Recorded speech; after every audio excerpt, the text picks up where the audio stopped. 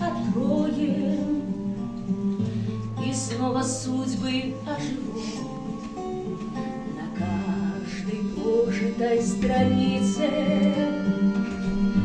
Неповторенная весна, на нас глядят герои в лица, и рвутся в душу имена.